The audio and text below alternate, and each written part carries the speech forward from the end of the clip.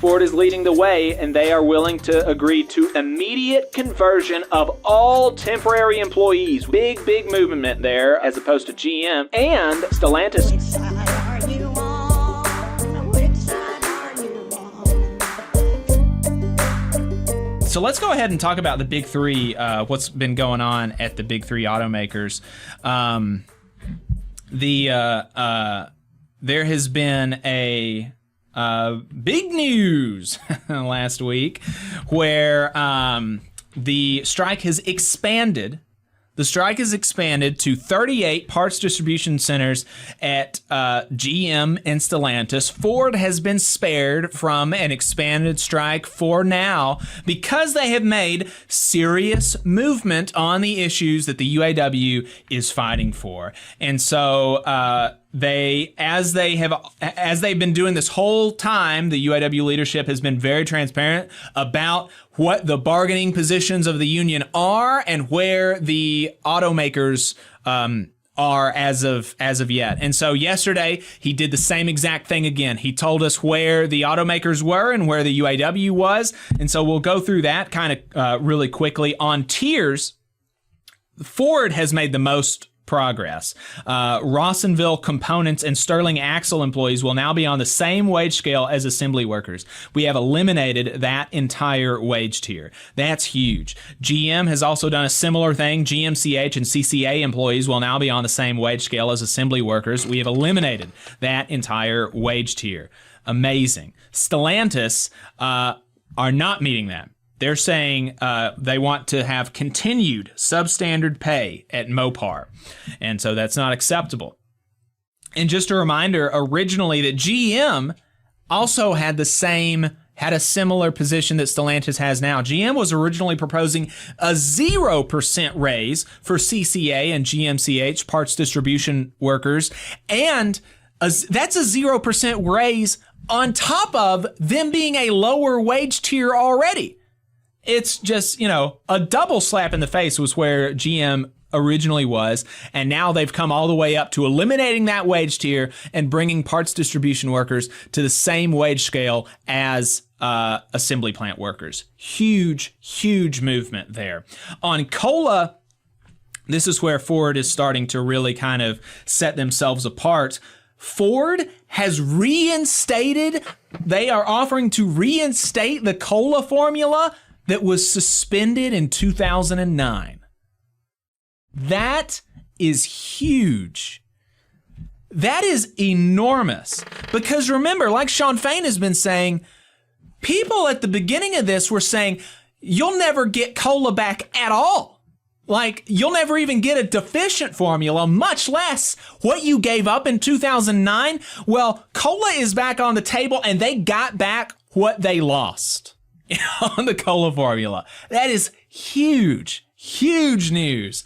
GM and Stellantis, however, are still offering a deficient COLA formula that will provide an estimated 0% wage protection over the life of the agreement. So clearly not acceptable. Their COLA formula is kind of like an emergency COLA formula. If inflation hits 10% or 11 or 12% or something again, then at that point is when you're going to see cost of living adjustments. But just normal inflation, 2, 3, 4%, not gonna have any support from GM and Stellantis.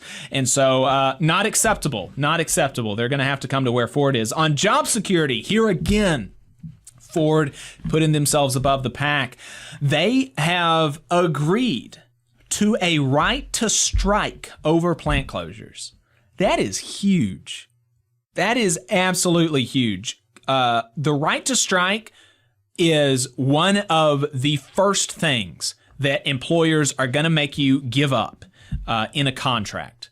They're going to try to make you give up your right to strike. And so for them to put on the table a right to strike over plant closures, huge, absolutely huge. They have also said that in the event of an indefinite layoff, they will provide income security for up to 2 years with health care. And that applies to all employees with 90 days of service, including temporary workers. So huge movement on job security from Ford. I mean, just great stuff there. GM and Stellantis, however, are in the same place. Rejected all of their job security proposals. Not acceptable.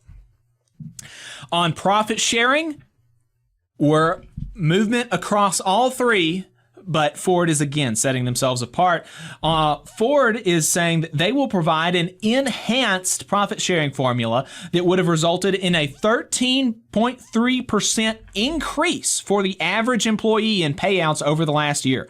And profit sharing has been extended to temporary employees with at least 90 days of employment. So here we're doing better on profit sharing at Ford.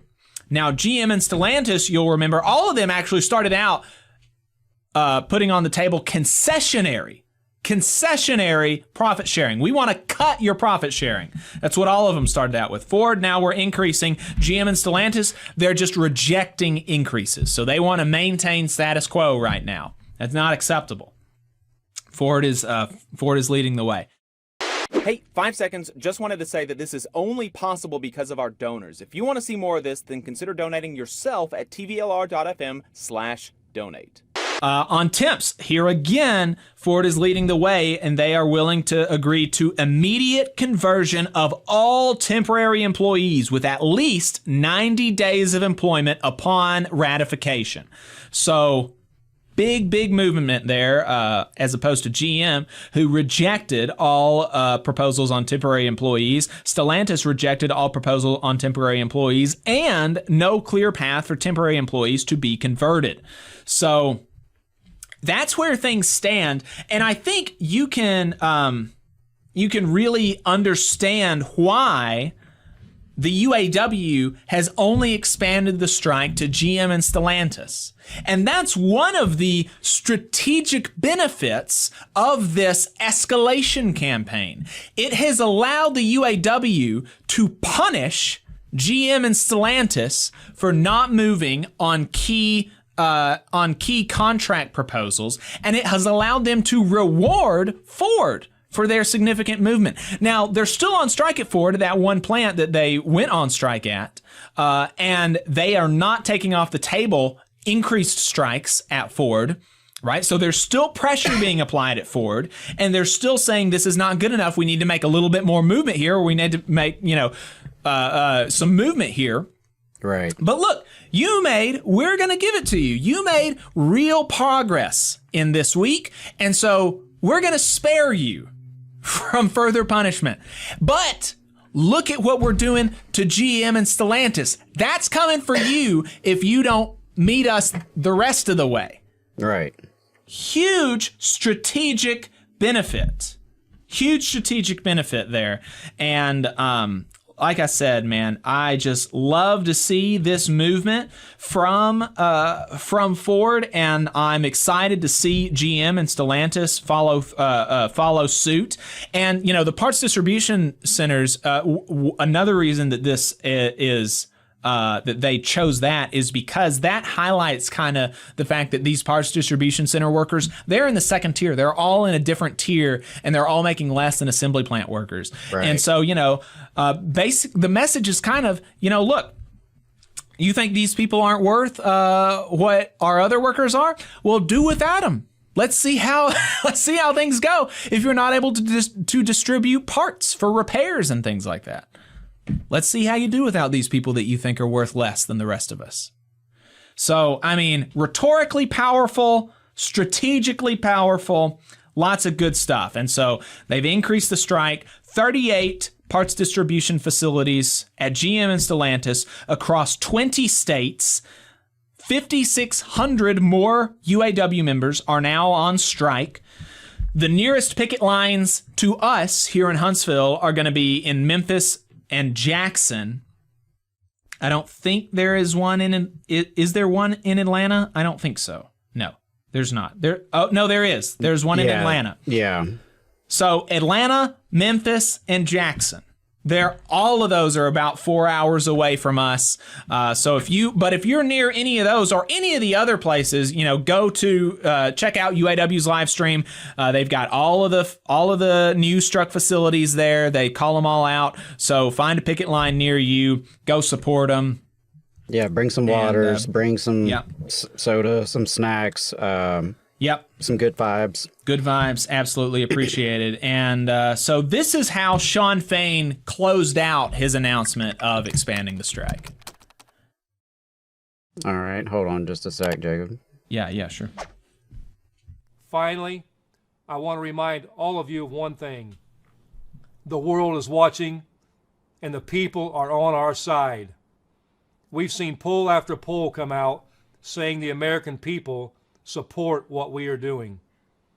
In fact, polls say support for our strike is growing.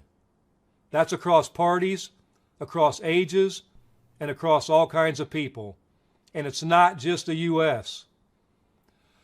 Obviously, we've been in close contact with our Unifor family in Canada, and I know that all of you have been cheering them. Their fight is our fight. We've been in close contact with our Mexican union counterparts, who have held demonstrations in front of GM offices in Mexico City. In Italy, 6,000 Stellantis workers recently went on strike. To our Italian union family, your fight is an inspiration. We support you, and your struggle is our struggle.